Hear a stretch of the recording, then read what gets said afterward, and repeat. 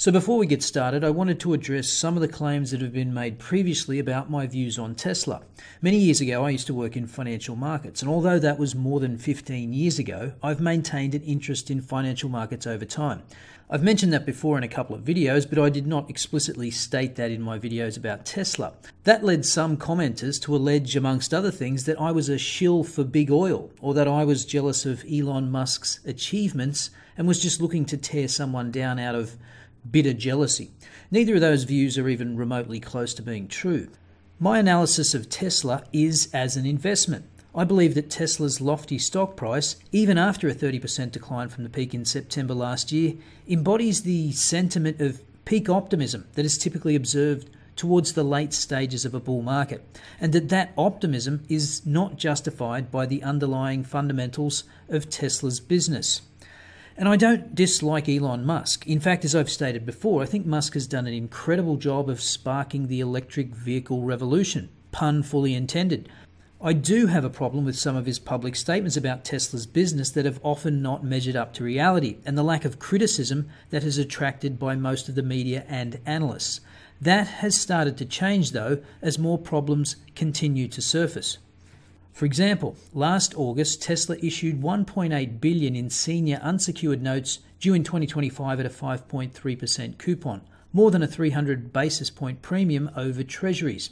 As Jim Grant's Daily Memo of April 2nd noted, the bond issue, which made its first coupon payment in February, has seen its price fall sharply in recent weeks amid product recalls, another highway death of a driver who was using the autopilot feature, and CEO Elon Musk's odd April Fool's Day jokes declaring corporate bankruptcy on Twitter. Last week, Moody's downgraded Tesla's rating to B3 from B2, and the rating on the 5.3% senior notes to CAA1, judged to be of a poor standing and are subject to very high credit risk, from B3, while the notes have fallen to 86.5 cents on the dollar for a yield to worst of 7.73%.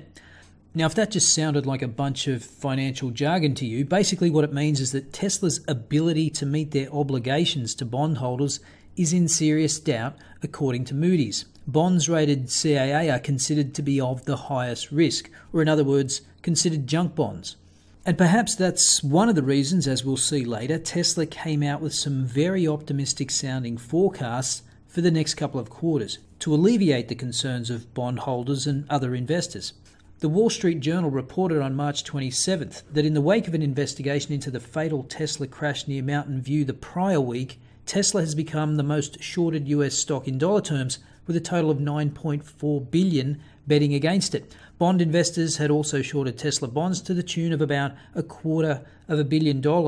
Now, on Tuesday this week, Tesla revealed their first quarter production results, and whilst they fell short of expectations, they put forth a very positive forecast for the next 3 to 6 months. Remember that Musk had said that Tesla would produce 5,000 Model 3s per week by the end of the fourth quarter of 2017. That was then pushed out to the end of the first quarter this year, and then pushed again to the end of the second quarter. And the goal of producing 10,000 a week by the end of 2018 was pulled altogether.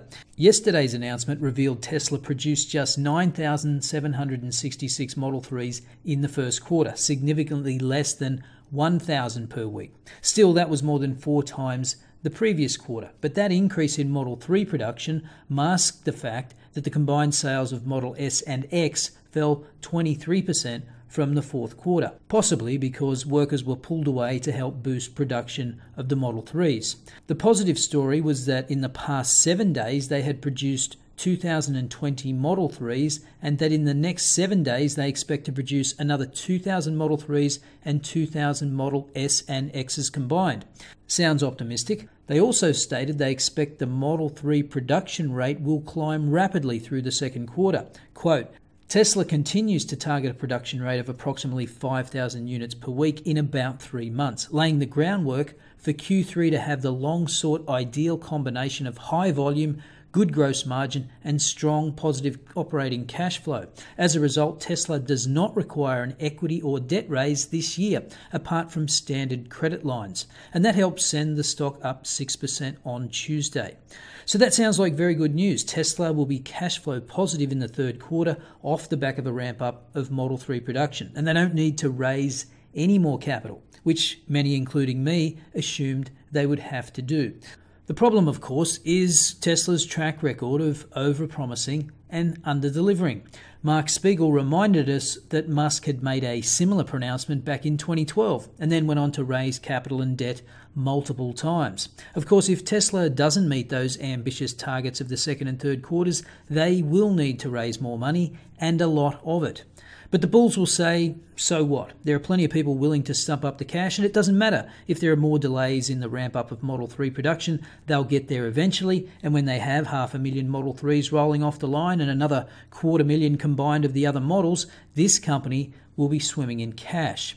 Personally, I don't think it's that simple. There are obviously other issues around the way Tesla calculates their gross margins and whether Tesla actually makes a profit on any of the vehicles they currently produce. There is the ailing solar business of SolarCity, and there's also the looming spectre of increased competition coming late this year in 2019 and 2020 from some of the big boys like Audi, Mercedes, Jaguar, Porsche, Hyundai and Aston Martin. And so the doubters like me will continue to doubt, and the true believers will continue to believe, especially now Musk is back sleeping in the factory to oversee yet another round of production hell. One thing's for sure, the second and third quarter of this year is shaping up as a very interesting time for Tesla investors, both long and short. As usual, let me know your thoughts in the comments below. I'll see you next time.